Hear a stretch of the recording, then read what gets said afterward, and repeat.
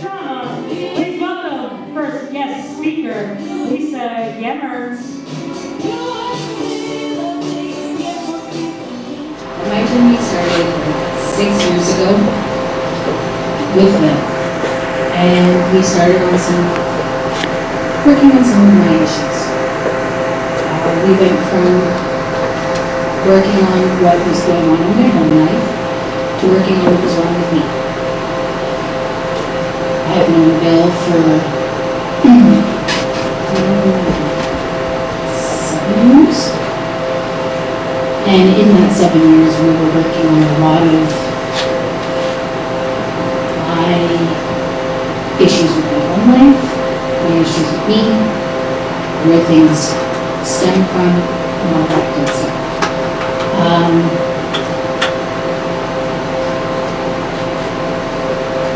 More about what happened when I had to go see where I was in my life with my marriage was more of myself. I ended up actually being referred to me by my husband, because he said that Bill would be the perfect person for me to go and talk to.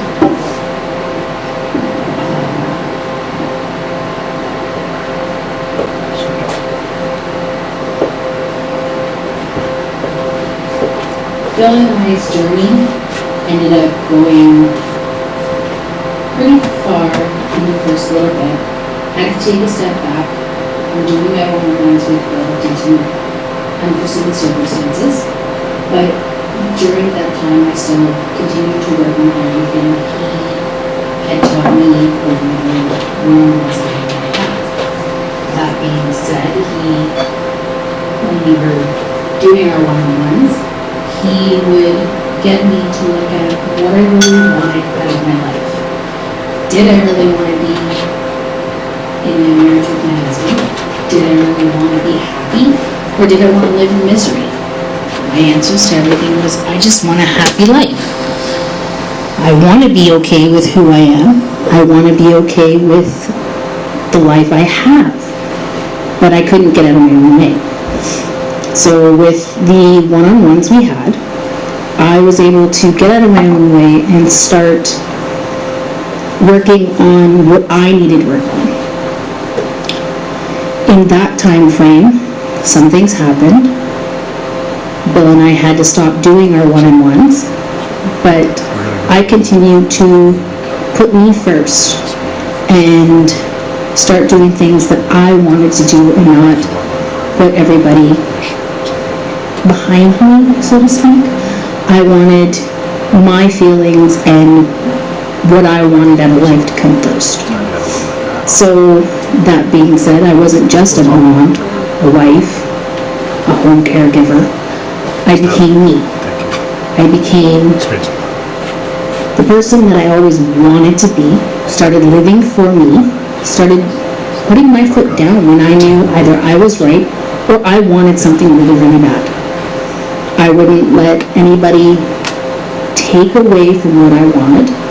If it was in desperate need of me wanting to go and just spend time by myself for an hour, I did it.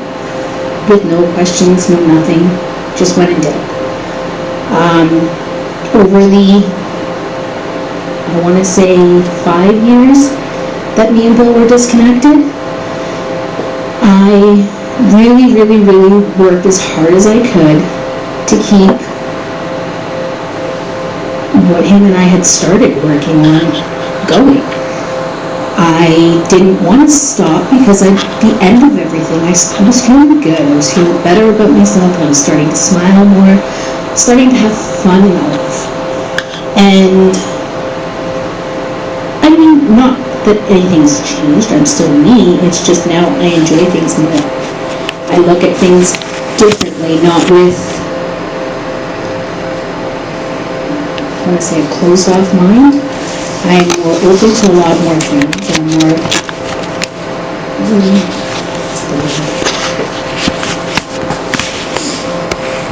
I'm more in tune with who I am on the inside versus who I was on the outside. And who I was on the outside was a mask. I was masking everything before my one-on-ones. I was masking my pain. I was masking everything that I had. Living for just my family. Being that body that needed to be there, not being the body that should be there, with my mind open and having my own inputs into it. That started well after, I want to say, about a year and a half of doing this.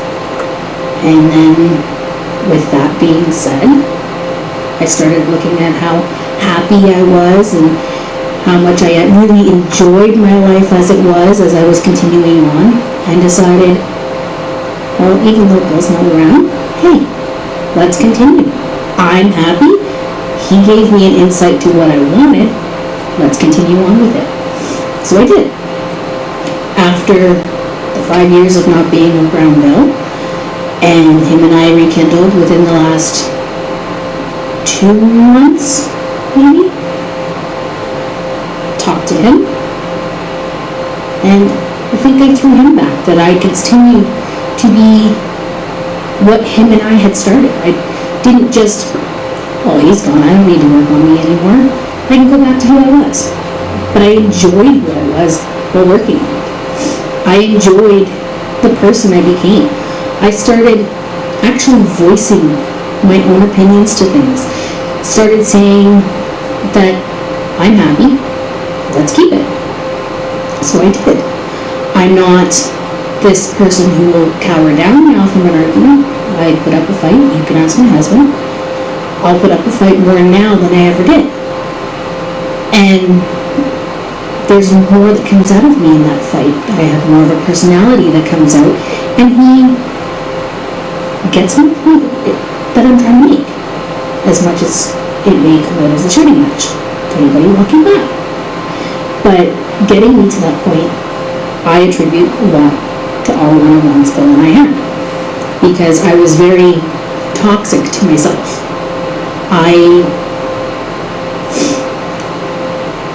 I didn't like any sort of confrontation. I didn't like anything out of my own happy little bubble. I was happy, that's where I needed to be. And after long talks and everything, it just turned out that maybe I wasn't happy in my bubble and I was just getting complacent. I had to get out of that, and I did. And became complacent now to the point where I'm happy, nothing's going to bring it down, and I state my mind. I don't let anybody detour my thoughts or make me think that what I think is wrong. It's my way of thinking. You don't like it. You don't have to listen to me, but don't tell me I'm wrong. I know what I'm thinking. I know what I want. And out of all of this is what I want. This is my way of thinking. Either you can get on board or have your own opinions. That's where I've come to this. As much as a lot has happened over my life, dealing with it without having a source of output or outlet to go to and having to deal with it with myself, it's come down to me and my husband to deal with it, and he's been the person I go to with a lot of problems lately. Not so much recently, because I've had Bill to call if I need him, but he's been the rock that I have. He's been the person that I would vent to. I never used to do that before. I found that outlet for myself. It was, yeah, I can write things down, but I never really visited them. And now I have somebody I can talk to, and they'll help me. And that's what Bill was for me. He was my memo pad, so to speak. I wrote down everything, and then he made me revisit it, and we worked through it. And I've done as much as I could on my own. Now I need that extra help again. With Bill being back, I have a lot that has gone on over the past year, and him and I have started working on it again. A lot of it is quite a bit of trauma that I've gone through, losing a friend and having to deal with it, because she wasn't just a friend. She was kind of like a sister. and having to deal with that and not knowing how to deal with it on my own. Now it's easier. I've got somebody who's been through the trauma that can help me with it myself. And this being, so to speak, Bill, he's going to be my guidance to get through the trauma that I've gone through. He's going to be the person that can help me live out or live without my best friend. I've struggled over the past year, and it's going to continue to be a struggle, but I know I'll get it worked out. And in trauma-wise, knowing what she went through, I'll deal with it a little bit, but I'll have somebody who's been through trauma as well to help me. That being said, I'd like to welcome Bill to the stage.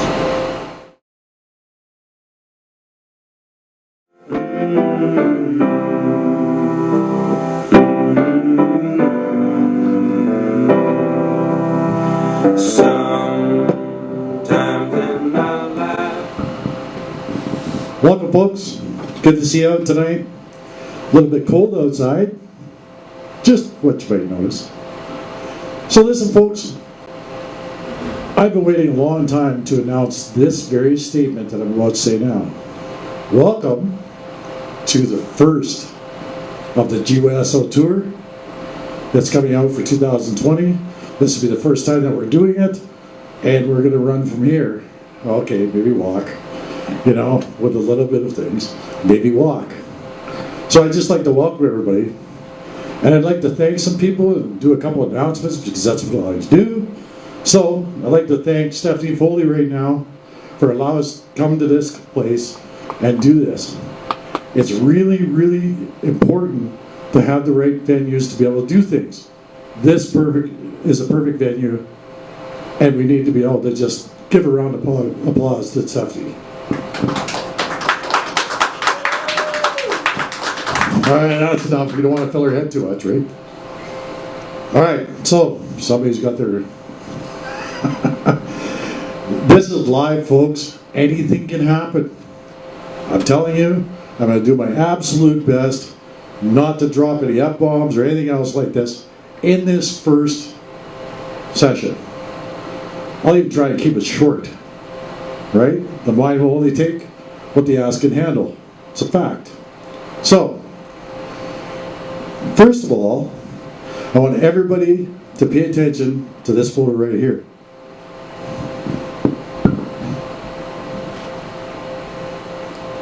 This today is totally dedicated to a friend of mine. Jim Cross accepted me for being exactly who I am at any time, at any place, anything I said, and he was family. The family, Billy Joe and Barb, you're watching this right now.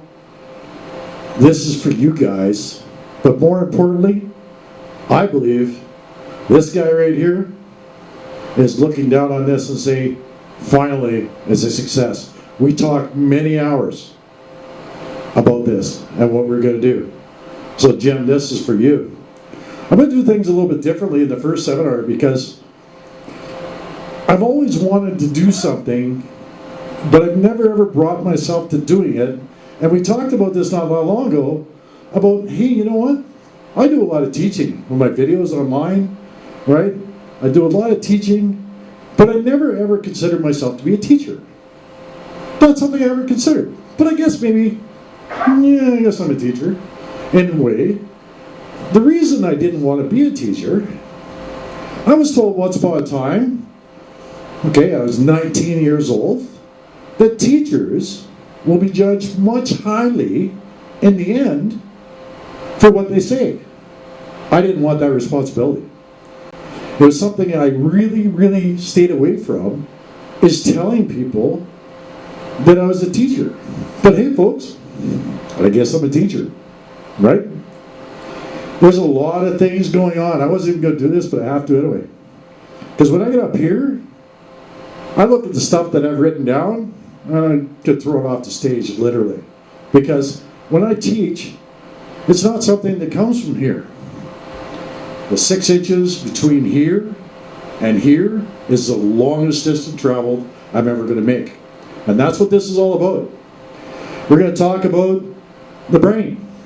We're going to talk about why your brain is so powerful. We're going to talk about trauma, and we're going to talk about trauma in a completely different light. This world, not just Medicine Hat, Alberta, not just Alberta, Canada, not just the country of Canada, but the world is in a state of shock. Right? Anybody agree with that? We're in a state of shock. I said I wasn't going to mention this very much, but I have to bring it up because when my heart says to do something, I must do it. What's going on in the world right now is creating panic. Now, panic is something I understand. What's happening in this world right now is creating fear, and I understand fear. Let me tell you something, folks. There's 2 types of people in this world. There are the people that, okay, there's something going on, and we'll walk through it, and we'll deal with it. And then there's people like me. People like the people I know, people that suffer from PTSD and trauma. I'm going to make clear the difference between trauma and PTSD. I'm going to make that very clear for you tonight. I'm going to announce a couple things now in regards to that. But first of all, we're thinking about everybody. We are. We're thinking about what's going on in this world right now. We're thinking about the school district. We're talking about our families here. We're talking about real live trauma with people's health right now, today. I decided to go on with this and do this for 2 reasons. I considered making a phone call and saying this thing's canceled. It may be a risk, but I believe in calculated risk, right? And with the damage that's going on right now with media and everything that's fear-based right now, it is so important to tell you guys this. I'm not done with this. I'm not. PTSD and trauma is what's happening in this world right now. It's happening to families. It's happening to people that we love and care about. It's an absolute fact. Lisa, when she was talking, I was standing back there, and I was thinking to myself, how cool is this? Lisa's up there talking about recovering from PTSD and trauma. That's what she's talking about, folks. When you say that, I smile. If you guys could take it just a minute and close your eyes right now. If you do that, just close your eyes. And I want you to think about why I'm doing this. One of the questions, leave your eyes closed if you could, one of the questions that's always asked me is, Bill, you spend a lot of time on this. What's your reasoning for doing that? Well, if you close your eyes and you think about the previous video today about me and my family and the people that are friends of mine, I don't like the word clients. My one-on-one people are friends. That's what they are. That's what we are, folks. Our friends. I don't think anybody can deny that. We don't always like our friends, do we? Right? But right now, there's a crisis going on, folks. And that crisis is happening to everybody. And I want people to know that I'm not laying down for it. I don't care what happens from this point forward. The show is going on. I can guarantee that. I just looked out and I seen a couple smiles out there. I guess somebody agrees with me. I know Jim does. Jim used to have a real giggle about him. And Jim, getting back to him, he used to tell me he was going to come back and haunt me. And you know what? He was really, really clear about how he was going to do it. He was. He said he was going to come to me in a fairly inconspicuous way during an inconspicuous time, and I would know that it was him. Yeah, Jim, you win, right? I spend a lot of time with people with PTSD and trauma. And what's happening with me right now, and has been happening for a while, folks, is you know what? I go to bed at night, just like everybody else does, right? And I've never had a problem falling asleep. I've had problems once I got to sleep, but I've never had problems going to sleep. There's a few people in here who know that. And I wake up happy. Don't I, family? I wake up in the morning and I'm happy and I'm smiling, and it really pisses some off that I'm like that. Right, Tyler? Absolutely. It's something that I do, and the reason I do is I've got no reason to frown. I'm alive. Right? We're all alive. We're standing here, we're sitting here, and we're saying, what's the reason we're here? Why does Bill do this? Well, I'm going to tell you very shortly.